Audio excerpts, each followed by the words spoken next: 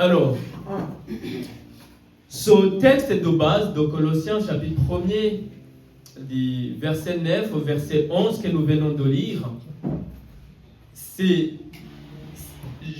l'ai eu en esprit en me basant sur ce que nous avons comme vision annuelle. Ayant le regard fixé sur Jésus, parvenons à l'unité dans l'amour pour manifester la plénitude de Dieu. Et nous sommes dans le sous-thème qui nous dit « Tout surmonter avec persévérance et patience ». Tout surmonter avec persévérance et avec patience. Alors, le thème de notre partage ce matin est intitulé la présence dans la vie, la persévérance dans la vie renouvelée. Alors, dans le passage que nous venons de lire, nous voyons que Paul, il est en train de prier. Et il prie pour pas mal de choses en faveur des Colossiens. Mais ce qui est étonnant, c'est que lui, il est en prison. Il n'a pas prié pour ses problèmes, que Dieu fasse grâce pour qu'il puisse sortir des chaînes qu'il avait ou bien des soucis qu'il avait. Et dans ses prières aussi, il prie pour les Colossiens. Il n'a pas prié aussi pour les difficultés que les Colossiens traversaient. Bien sûr, il y a un sous-entendu de difficultés, mais au moins il n'a pas dit, bon voilà, quand vous souffrez de telles choses, que Dieu vous en délivre.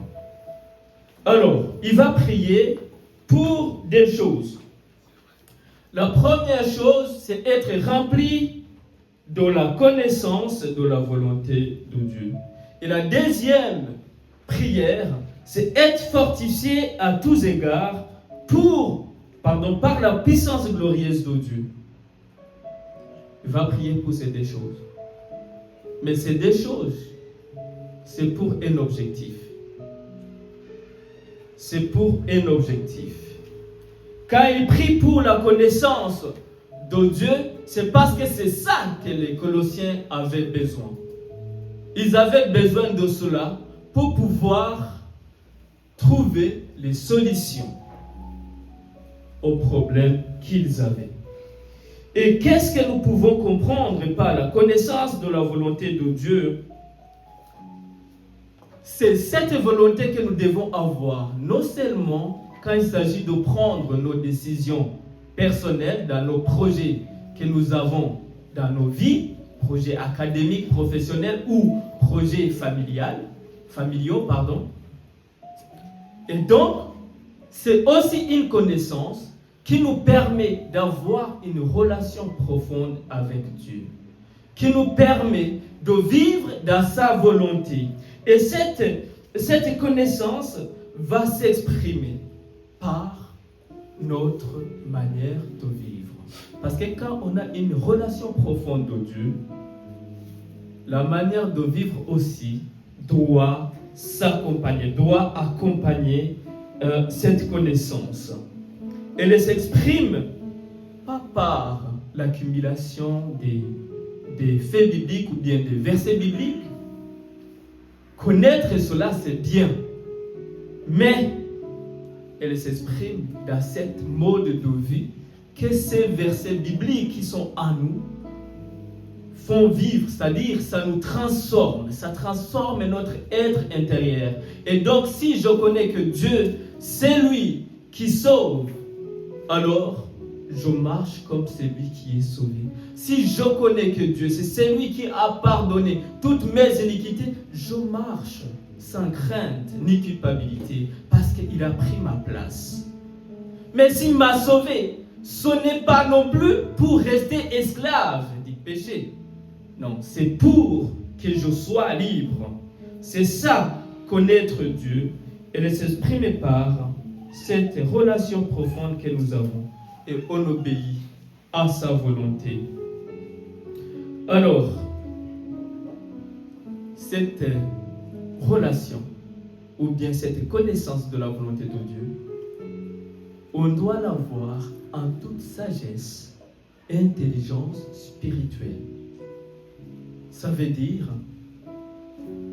cette connaissance nous donne la sagesse, la capacité de voir le monde selon la volonté de Dieu.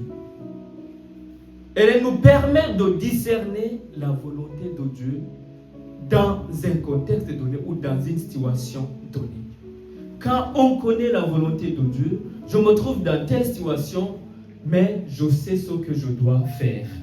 On discerne quelle est la volonté de Dieu. Et au lieu de voir les chaînes et de voir la prison pour paniquer, la sagesse et l'intelligence spirituelle a permis à Paul de discerner, de s'occuper de ses brebis, des brebis du Seigneur. Il envoie la lettre aux Colossiens pour leur dire, oui, j'ai entendu de votre situation, de votre charité, de votre manière de vivre, de votre consécration au Seigneur. Mais il va prier pour eux parce que c'est ça que la sagesse et l'intelligence spirituelle lui a donné. Quand nous avons la sagesse et l'intelligence spirituelle de Dieu, j'ai bien aimé, même si on est dans au milieu des troubles, ça nous donne de discerner ce qu'il faut faire. Et parfois, ce qu'il faut faire ne répond pas. Ce n'est pas ce qui nous réconforte, mais c'est ce qui fait la volonté de Dieu. Alors, là où tout le monde va voir l'échec, la sagesse et l'intelligence spirituelle te montrent la victoire. Dans le cas de combat de David et Goliath, on ne va pas lire ce passage que vous connaissez, que vous avez entendu peut-être. Mais la sagesse et l'intelligence spirituelle va faire quoi? Va venir dans la vie de David. Et pour lui, c'est bannir la crainte de Goliath. Et ensuite, voir la victoire qui va nous venir de l'Éternel. Et c'est le Saint-Esprit, c'est l'Esprit de Dieu qui va faire surgir cette sagesse et l'intelligence spirituelle pour pouvoir savoir ce qu'on doit faire dans une situation donnée. Que ce soit dans nos projets, que ce soit dans le travail, dans la famille ou dans les conflits, dans les situations qu'on peut vivre, cette sagesse spirituelle va nous communiquer ce qu'il faut faire. Donc, la connaissance de la volonté de Dieu n'est pas dissociée de cette sagesse et intelligence spirituelle que l'accompagne. Alors, la raison d'avoir cette connaissance de la volonté de Dieu en sagesse et intelligence spirituelle, Paul nous le dit ici, ou bien l'auteur aux épîtres aux Colossiens. C'est quel but d'avoir cette connaissance de la volonté de Dieu? C'est pour marcher d'une manière digne du Seigneur et lui être agréable. Cela sous-entend qu'il y a une manière qui n'est pas digne du Seigneur.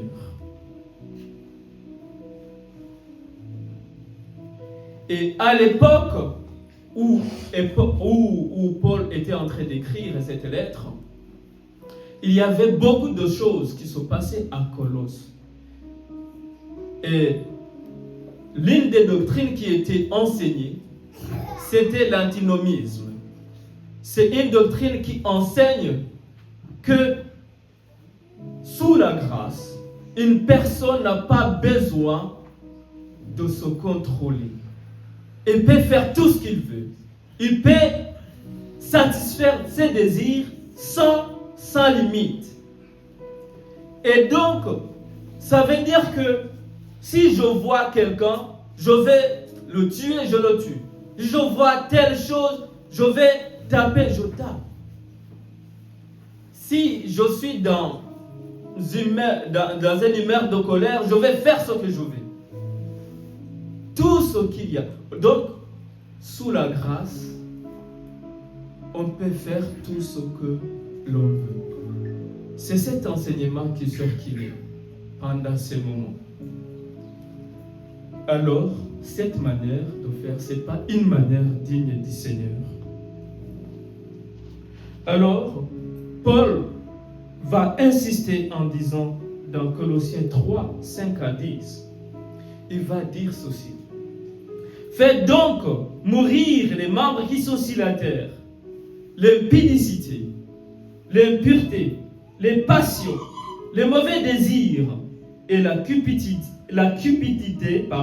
qui est une idolâtrie. C'est à cause de ces choses que la colère de Dieu vient sur les fils de la rébellion, parmi lesquels vous marchiez autrefois, lorsque vous viviez dans ces péchés.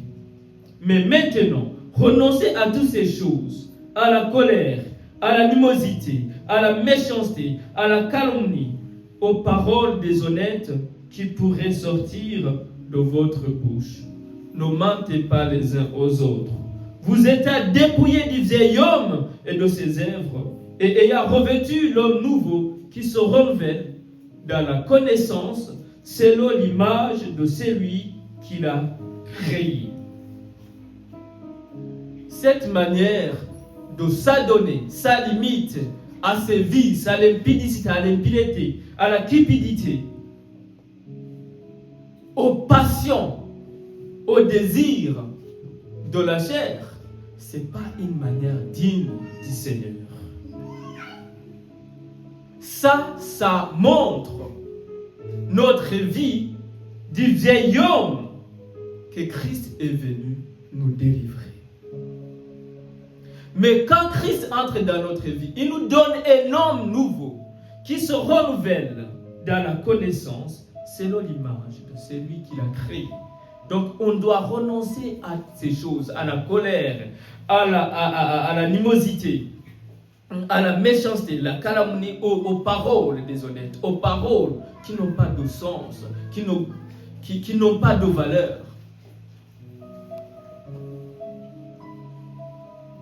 Et l'apôtre Paul, il va insister sur cela. Parce que vous voyez que sous prétexte de la grâce, on pouvait faire tout ce qu'on veut. Marcher d'une manière digne, c'est chercher à plaire Dieu en premier lieu pour lui être agréable. Et dans les choix, les décisions, on ne cherche pas notre intérêt d'abord. On doit savoir, est-ce que ce que je dois faire, ce que je vais faire, Dieu est glorifié dedans? Est-ce qu'il y a la volonté de Dieu à l'intérieur? Pour marcher d'une manière digne du Seigneur et lui être agréable à tous égards. Si ce n'est pas le cas, on doit y renoncer. On doit renoncer à la chose qu'on doit faire. Être digne du Seigneur signifie avoir un style de vie qui cherche à faire sa volonté, qui est cohérent avec l'évangile, la bonne nouvelle que nous avons reçue. Et marcher d'une manière digne du Seigneur va impliquer des actions. Il y a une action intérieure et une action extérieure. L'action extérieure va consister à porter des fruits, comme on l'a écouté. C'est en portant des fruits en toute bonne œuvre. Quand nous avons la connaissance de Dieu, pour marcher d'une manière digne du Seigneur et lui être agréable, c'est en portant des fruits. C'est une action extérieure, visible, qu'on peut voir dans notre vie. Et Ephésiens 2, chapitre 2, verset 10 va nous dire: car nous sommes son ouvrage, ayant été créés en Jésus-Christ pour de bonnes œuvres que Dieu a préparées d'avance afin que nous les pratiquions. Nous devons avoir cet impact extérieur. Ceux qui nous voient, quels sont les fruits qu'ils voient dans notre vie? Est-ce que ces fruits montrent que nous avons vraiment en nous la connaissance de la volonté de Dieu ou non? Et tant que nous serons en profonde relation avec le Seigneur, avec Dieu, les fruits ne manqueront jamais. Et voilà ce que nous dit le psaume, chapitre 1er, verset 1er au 3e. Heureux l'homme qui ne marche pas selon le conseil des méchants, qui ne s'arrête pas sur la voie des pécheurs, et qui ne s'assied pas en compagnie des moqueurs, mais qui trouve son plaisir dans la loi de l'Éternel, et qui la médite jour et nuit. Il est comme un arbre planté près d'un courant d'eau, et qui donne son fruit en sa saison, et dont le feuillage ne flétrit point. Tout ce qu'il fait lui réussit. Souvent, le manque de fruits dignes du Seigneur marque la suspension, peut-être temporaire, ou la négligence de notre réelle relation avec le Seigneur. Sinon, quand nous sommes en profonde relation avec le Seigneur, nous devons avoir le fruit. Quand nous sommes dans cette connaissance de la volonté de Dieu, nous devons avoir les fruits qui accompagnent et qui sont visibles.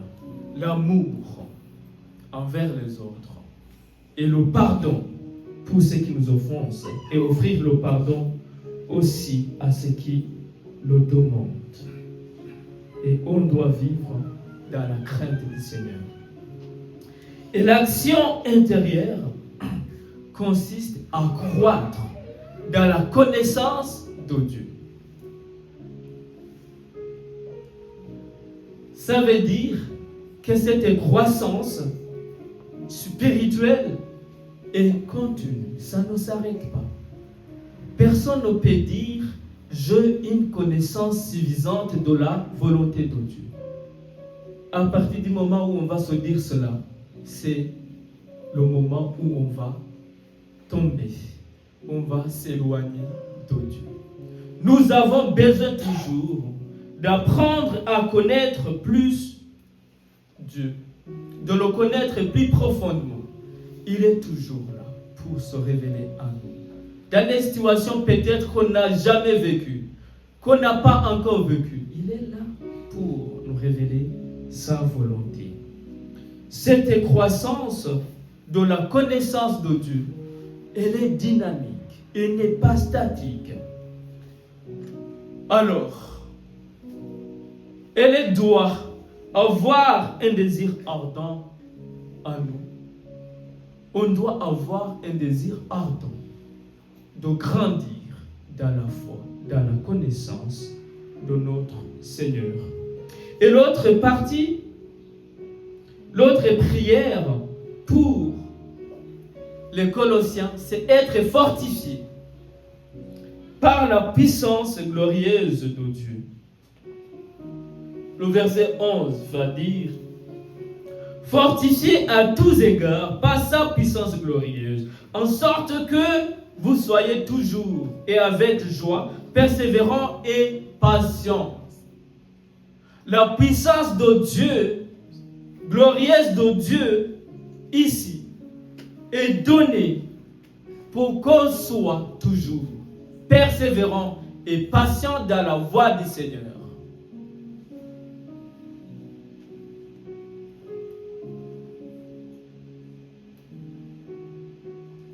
Et aussi cette force, nous l'avons de Dieu. La vie de l'enfant de Dieu n'est pas basée sur notre force humaine, non. Elle nous vient de la part de Dieu Dieu donne la puissance nécessaire pour tenir ferme, pour rester sur la bonne voie.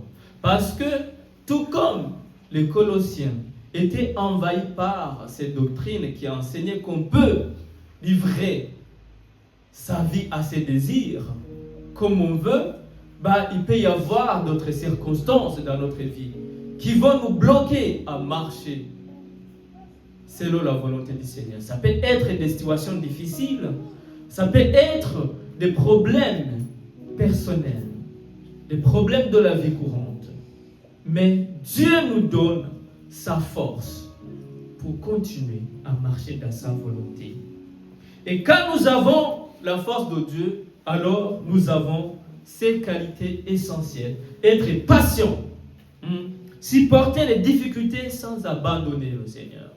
Tout ce qu'on peut traverser sans mettre de côté le Seigneur. Et nous avons la persévérance. On doit continuer malgré les oppositions qu'on peut rencontrer. Continuer à honorer le Seigneur. Et cela avec joie. La joie d'un enfant de Dieu ne dépend pas des circonstances, mais elle dépend de la présence de Dieu en nous.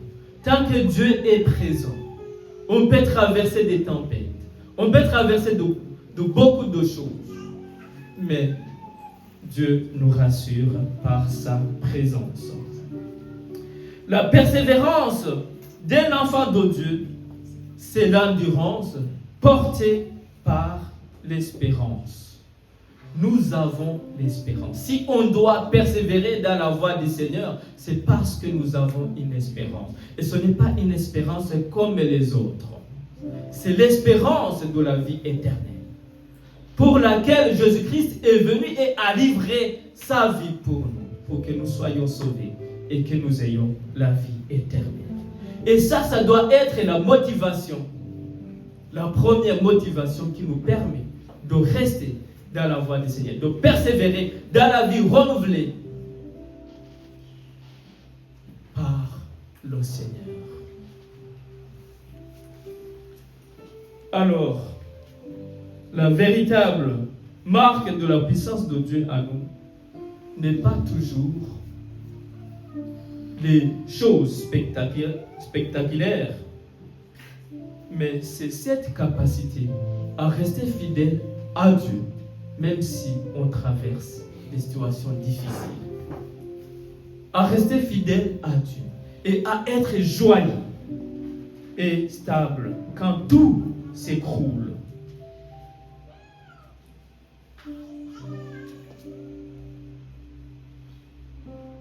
L'auteur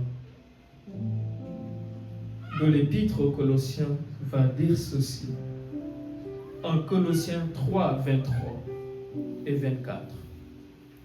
Tout ce que vous faites, faites-le de bon cœur, comme pour le Seigneur et non pour les hommes, sachant que vous recevrez du Seigneur l'héritage pour récompense.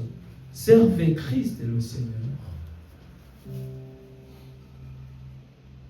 Si on doit persévérer dans la vie renouvelée, dans la vie que Christ nous donne, le nouveau homme que nous portons en Jésus-Christ, alors nous devons être portés par cette motivation que nous recevons de la part du Seigneur, l'héritage pour récompense. Alors, Paul nous donne l'image d'une vie équilibrée, d'un enfant de Dieu. Savoir la volonté de Dieu. Savoir ce qu'on doit faire. Marcher d'une manière digne à tous égards. Et de tenir ferme. De persévérer jusqu'à ce qu'on puisse arriver à ce que Dieu nous a promis. On ne doit pas avoir, chers bien-aimés, la lourdeur pour la connaissance de Dieu. La méditation ne devait pas être pour nous un lourd fardeau. La prière ne devait pas être pour nous un lourd fardeau. Les études bibliques ne devaient pas être pour nous un lourd fardeau, parce qu'on doit grandir de manière dynamique dans la connaissance de Dieu. Et Dieu ne nous demande pas de produire des fruits par nous-mêmes, mais par sa puissance, par sa force qui nous donne quand on est en communion avec lui. Et nous aurons la vie qui est devenue naturellement le reflet de la volonté de Dieu.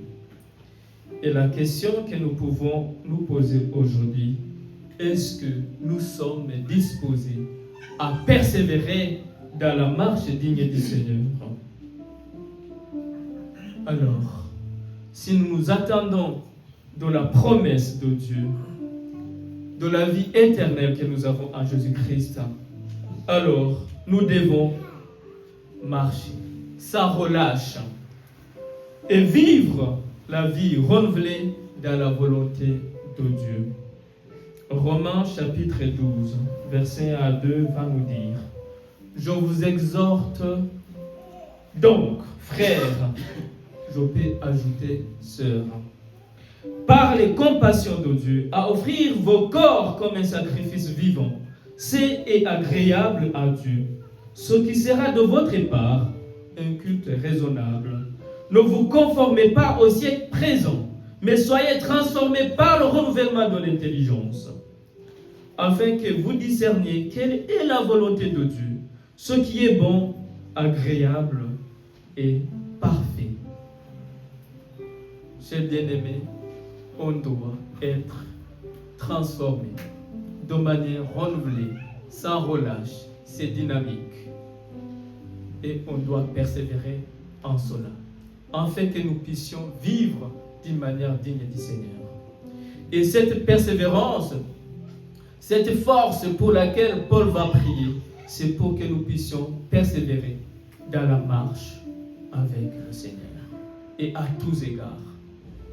Et alors, persévérons, chers bien-aimés, dans la vie renouvelée en Jésus-Christ.